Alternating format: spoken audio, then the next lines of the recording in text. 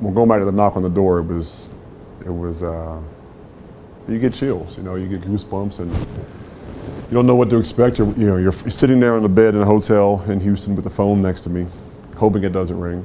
Although my daughter called a couple times to see if I had made it, so I kept trying to explain to her, don't call this phone, I'll call you. But getting that knock on the door is great.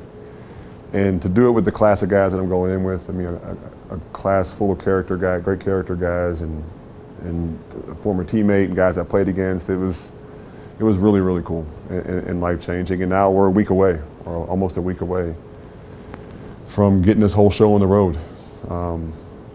You never feel prepared. As an athlete, you spend a week getting prepared for a game, and dealing with a game plan, and then you get to the point where Friday night or Saturday, okay, the hay's in the barn, I got this. I don't have that feeling whatsoever. I feel so unprepared still, but I think it's one of those things that there's so many moving parts. So many people involved, and people that you want there and you want to thank, and you play this trick in your mind of, am I forgetting somebody? So even on the plane flying here today, I'm trying to list people who I may or may not have had in my speech, and it's the obsessive part of me that just drives me nuts. Well, there was a group of 5 or 6 people that I kind of, from day one, sat down and said, these are the 5 or 6 people I'd like to ask to present me. And Jimmy was at the top of the list every time. From the beginning and all through the discussions over the months of trying to figure out who was going to be that presenter. Jimmy was a guy that took a chance on me in '97 to draft me from Akron. I was a 235-pound defensive end. And in the NFL, there weren't guys that size. There was a prototypical guy that was 265 to 85 pounds playing defensive end. Jimmy took this chance on a kid out of Akron that didn't have a whole lot of playing experience. Didn't play at one of the big schools that have a big name, and gave me a chance to go out there. And he made my first 3 years of my career hell. With the preparation and what it takes to be a professional player, and the sacrifices it takes to be a pro, and the way to practice, the way to prepare, the way to take care of your body, and all those things. That's what I needed was a coach like Jimmy as a rookie. I think some kids coming in nowadays, with practice rules having changed and training camp rules having changed now, it creates a different type of player. And I had 22 two-a-days with Jimmy my rookie year. I had lunch with him last week, and I told him I hated him. Like, I hated him in 1997. It was like, this was the worst ever. This football thing sucks. It's too long. The practices are crazy. It's hot in Miami, but now that I look back, I loved every minute of it. The MAC was great. I mean, Akron had joined it, I think, a year or two before I got there, coming from independent to the MAC.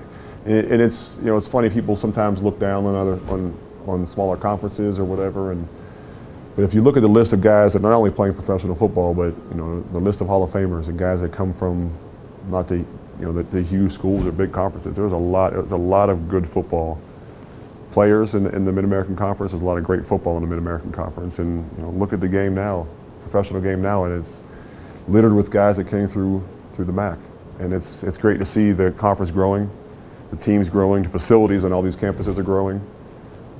It's come a long way from where it was in '92 to '97 when I was at Akron. But it's the jealous part of me says these kids are spoiled nowadays. But I go back to Akron's campus now, and it's night and day from playing in the Rubber Bowl.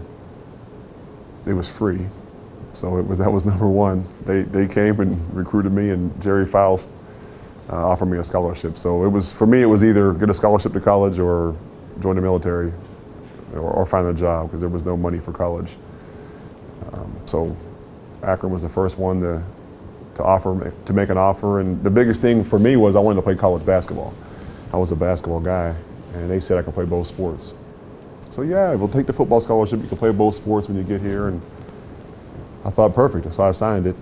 Of course, when I got to Akron, they told me I wasn't playing basketball until I was established with football. So I did end up playing my redshirt sophomore year. I got 1 year of basketball in, which was enough. I fulfilled that dream and kept chasing the football. Not memories per se, people, yes. And my best friend is here with me today, and we were roommates in college. He's from Pittsburgh, not far away from me in Pittsburgh.